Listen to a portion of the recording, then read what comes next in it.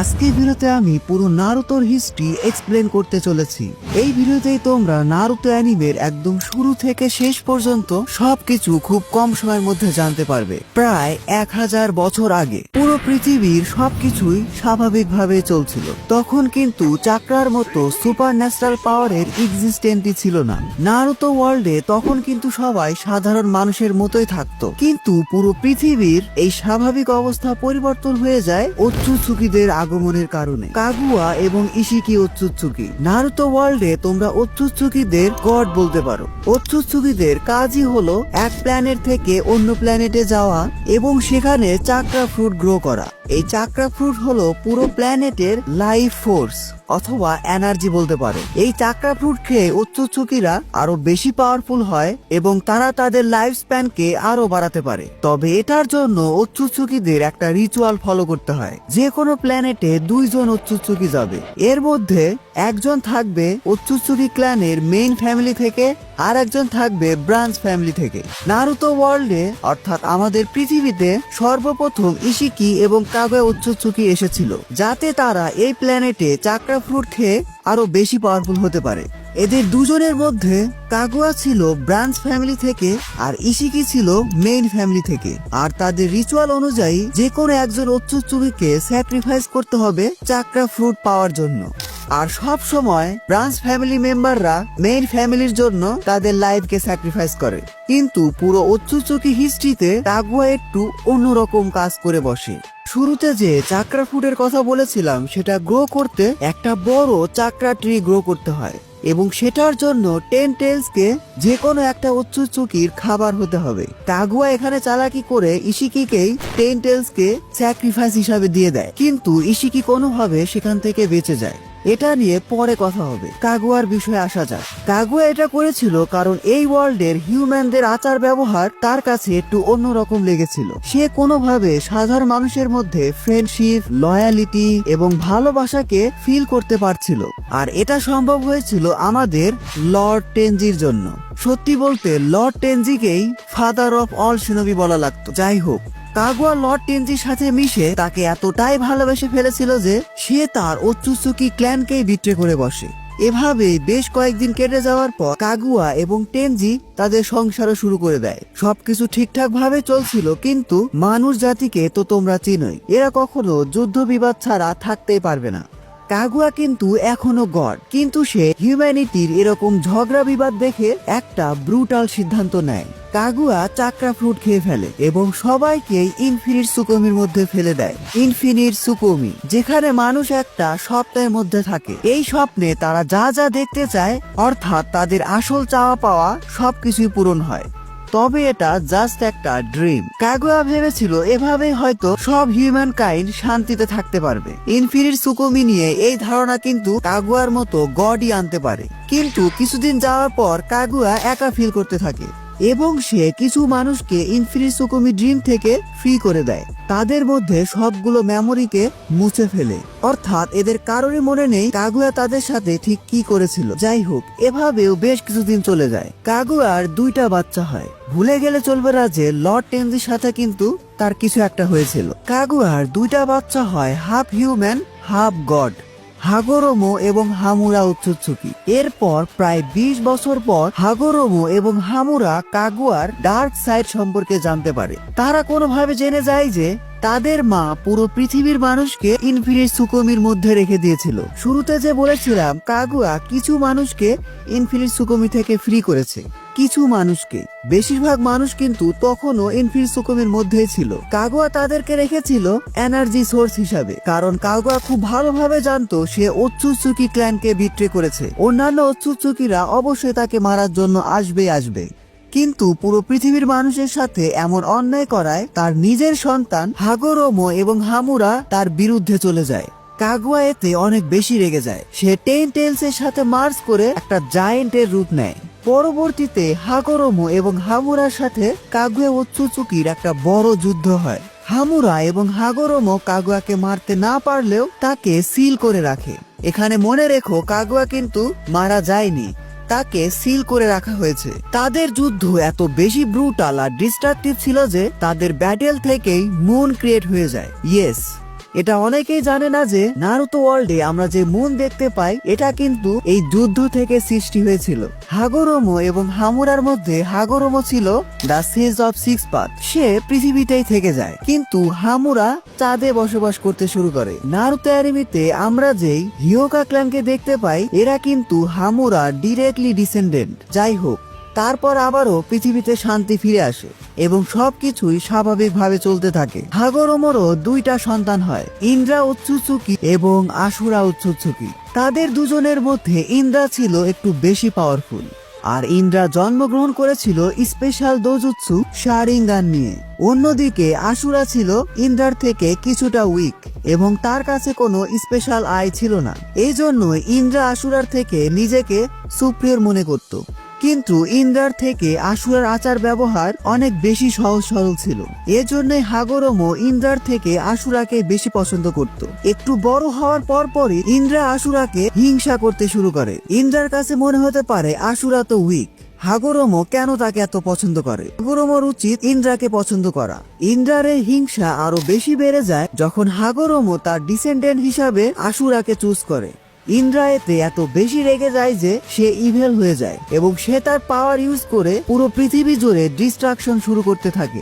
ইন্দ্রা তার পুরো ফ্যামিলি এবং তার নিজের ভাই আশুরার সাথে যুদ্ধ ঘোষণা করে দেয়। আশুরা শুরুর দিকে উইক থাকলেও পরবর্তীতে সে ইন্দ্রার থেকে অনেক বেশি পাওয়ারফুল হয়ে যায় এবং নারুতো ওয়ার্ল্ডে আমরা আবারও একটা ভয়ঙ্কর ব্যাটেল দেখতে পাই, ইন্দ্রা ভার্সেস আশুরা। এই ব্যাটেলে ইন্দ্রা আশুরার কাছে খুব বাজেভাবে হেরে যায়। এদের দুজনের কাছেই কিন্তু সেজ অফ সিক্স পাথ হাগোরোমো উৎসুৎসুকির চাকরা ছিল, কিন্তু আশুরা ইন্দ্রার থেকে একটু বেশি পাওয়ারফুল ছিল।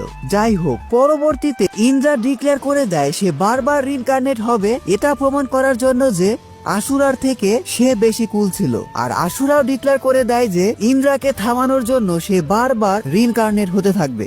এর মধ্যে কিন্তু অনেক আগেই হাগোরোমো পটল তুলে ফেলেছিল। এখানে বলে রাখা ভালো, ইন্দ্রা আর আশুরার যে ব্যাটেল হয়েছিল সেখানে কিন্তু আশুরা ইন্দ্রাকে মেরে ফেলেনি, ইন্দ্রাকে জাস্ট হারিয়ে দিয়েছিল। আর এভাবেই পুরো নারুতো ওয়ার্ল্ড দুই ভাগে বিভক্ত হয়ে যায়। একটা ভাগ হলো ইন্দ্রাস ডিসেন্ডেন্ট, আর একটা ভাগ হলো আশুরাস ডিসেন্ডেন্ট। নারুতো অ্যানিমেতে আমরা যে উচিহা ক্ল্যানকে দেখতে পাই এরা কিন্তু ইন্দ্রা ডিরেক্ট ডিসেন্ডেন্ট, আর সেনজু এবং উজুমাকি ক্ল্যান হলো আশুরার ডিরেক্ট ডিসেন্ডেন্ট। এটা বলে রাখলাম যাতে তোমাদের স্টোরিটা বুঝতে আরো বেশি সুবিধা হয়। ইন্দ্রা এবং আশুরা উৎসুৎসুকি তাদের বয়সের সাথে সাথে একসময় মারা গেলেও তাদের রিইনকার্নেশন নারুতো ওয়ার্ল্ডে বারবার হয়েছে। তারা মারা গেলেও তাদের যে ডিসেন্ডেন্ট বা বংশধর ছিল এরা আবার নিজেদের মধ্যে মারামারি শুরু করে দেয় এবং পুরো নারুতো ওয়ার্ল্ডে দুই দলের মধ্যে যুদ্ধ বিবাদ বছরের পর বছর চলতেই থাকে। এরই ধারাবাহিকতায় উচিহা এবং সেনজু ক্ল্যানের মধ্যে সব সময় কোনো না কোনো যুদ্ধ লেগেই থাকতো।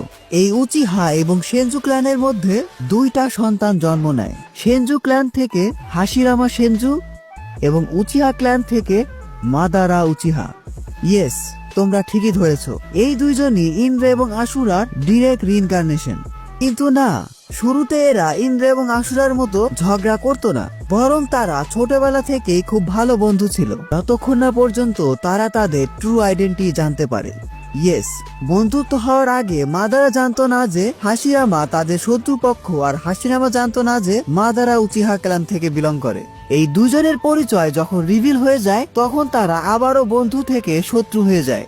হাশিরামা এবং মাদারার মধ্যে শত্রুতা আরো বেড়ে যায় যখন উচিহা ক্ল্যান হাশিরামা এবং টোবিরামার ভাই ইতামা সেনজুকে খুবই ব্রুটালি মেরে ফেলে এবং তারই সূত্র ধরে টোবিরামা মাদারারি ভাই ইজুনা উচিহাকে প্রায় মেরেই ফেলে। ইয়েস, টোবিরামা ডিরেক্টলি ইজুনা উচিহাকে না মারলেও ইজুনা টোবিরামার সাথে ফাইটিং এ এত বেশি ইনজিওর ছিল যে সে পরবর্তীতে মারাই যায়।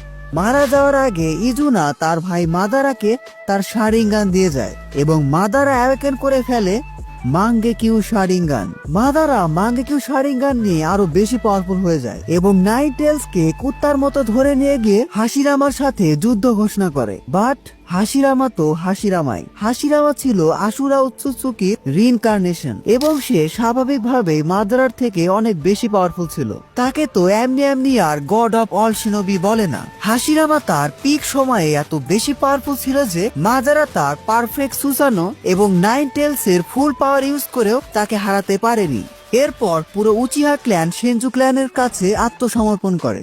হাশিরামা শুরু থেকেই চাইতো সেনজু এবং উচিহা ক্ল্যান একসাথে কাজ করুক। হাশিরামা চেয়েছিল মাদারার মধ্যে হেট্রেডটাকেও দূর করতে। এজন্য সে মাদারাকে অফার করে যে সেনজু ক্ল্যান আর উচিহা ক্ল্যান যাতে এক হয়ে যায়। কিন্তু মাদারা হাশিরামাকে বলে যে হয় সে নিজেই নিজে প্রাণ নিয়ে নিক অথবা তারই সামনে টোবিরামাকে মেরে ফেলুক। আর হাশিরামা মাদারার কথা শুনে নিজেকেই মেরে ফেলার সিদ্ধান্ত নেয়।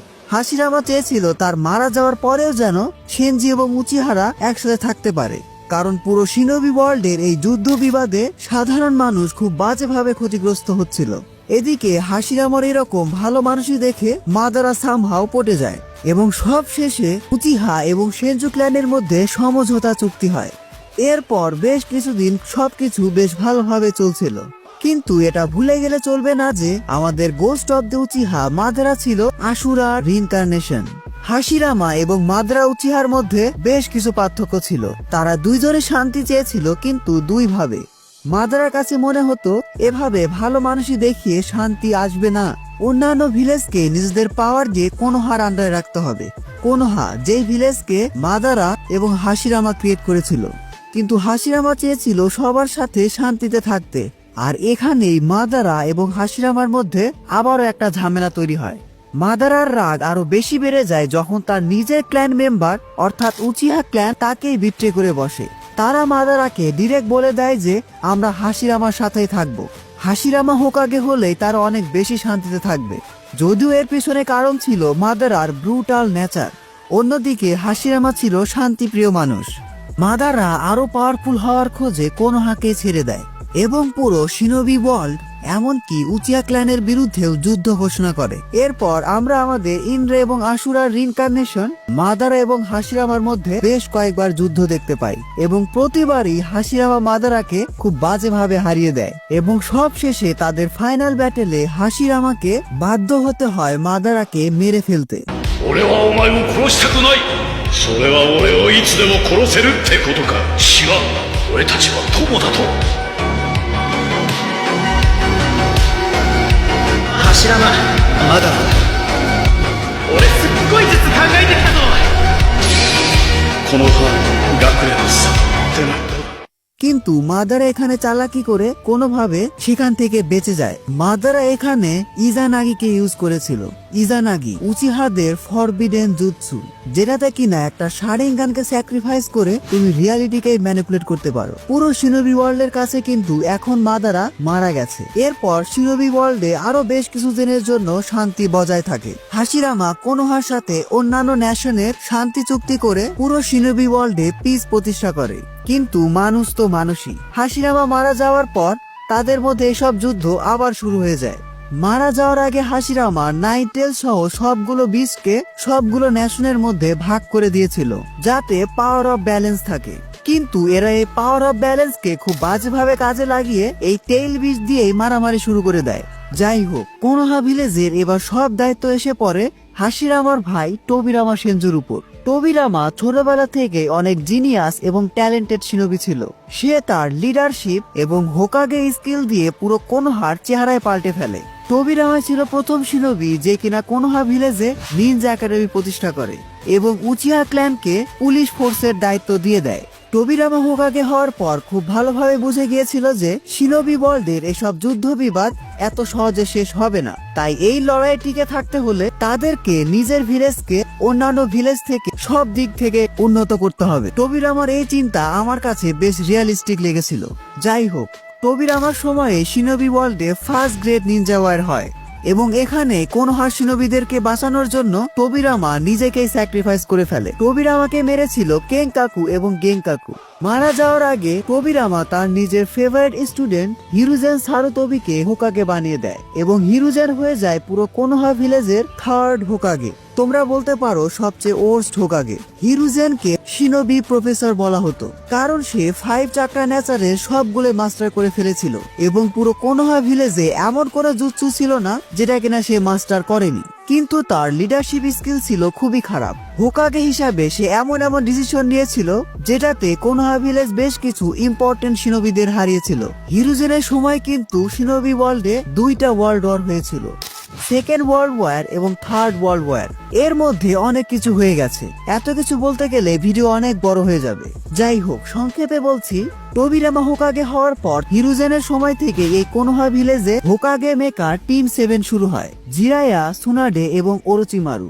এই তিনজনের মধ্যে জিরায়া এবং সুনাডের থেকে ওরোচিমারু বেশি ট্যালেন্টেড ছিল, আর সুনাডে ছিল হাশিরামা সেনজুর নাতনি। যাই হোক, পরবর্তীতে এই 3 লেজেন্ডারি সানিনের মধ্যে ওরোচিমারু ইভেল হয়ে যায়, কারণ ওরোচিমারু শিনোবি ওয়ার্ল্ডের ব্রুটাল সিন দেখে এটা ধরে নিয়েছিল যে সেও এক সময় মারা যাবে।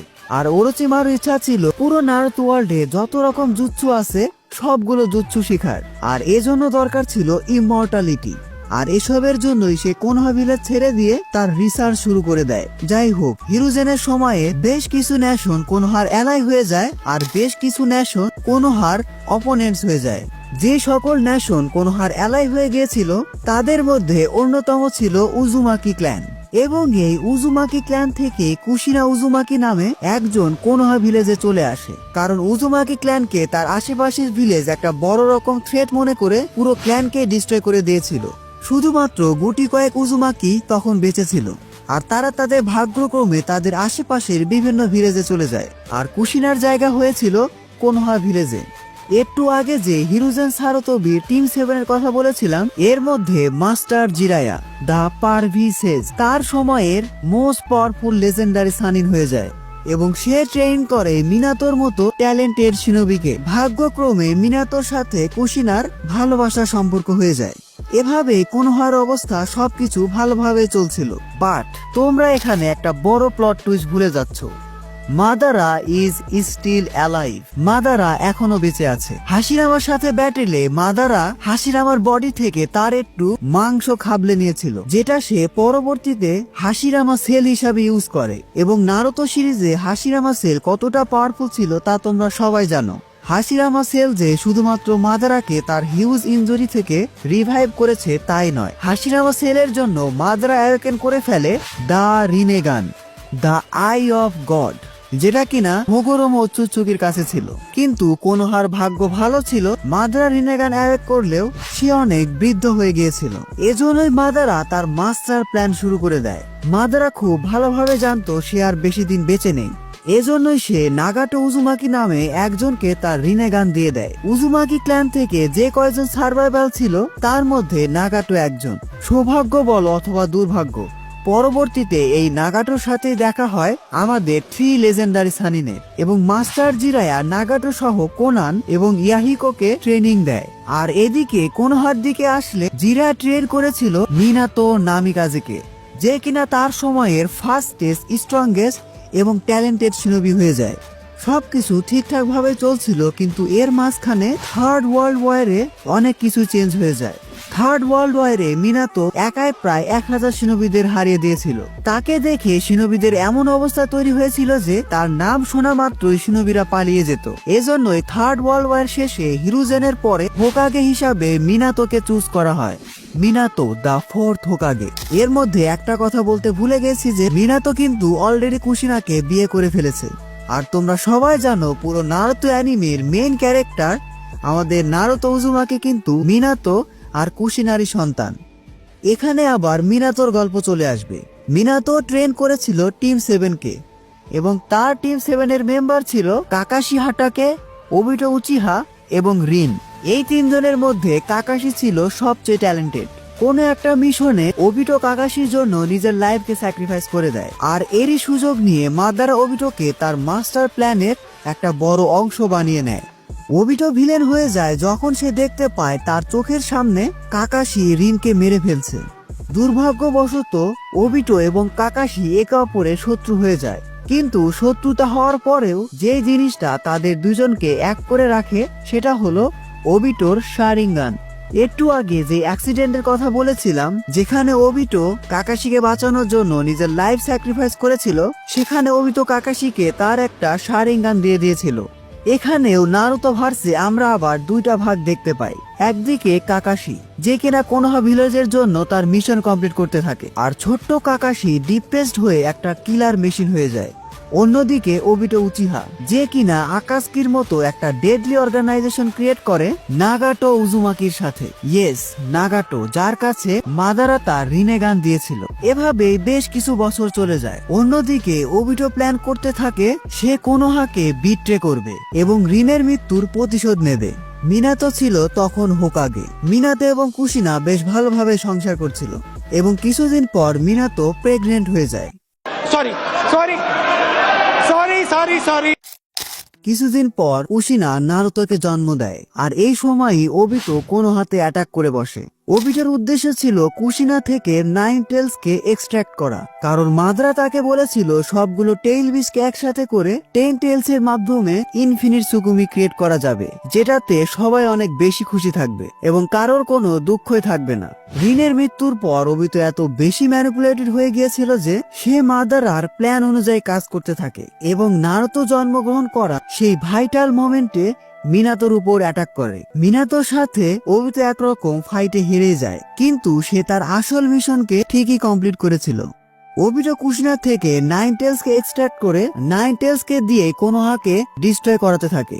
এবার মিনাতোর কাঁধে নিজের স্ত্রী সন্তান সহ পুরো কোনোহা ভিলেজকেই বাঁচানোর দায়িত্ব পড়ে। সবশেষে কোনো উপায় না পেয়ে মিনাতো এবং কুশিনা নিজের লাইফ স্যাক্রিফাইস করে নারুতোকে বাঁচায়। মারা যাওয়ার আগে মিনাতো নাইন টেলস এর হাফ চাকরাকে নারুতোর মধ্যে সিল করে দেয়। এভাবেই আমাদের পুরো সিরিজের মেইন ক্যারেক্টার নারুতো উজুমাকির জন্ম হয়েছিল এবং পরবর্তীতে নারুতো একটা অনাথের জীবনযাপন শুরু করে।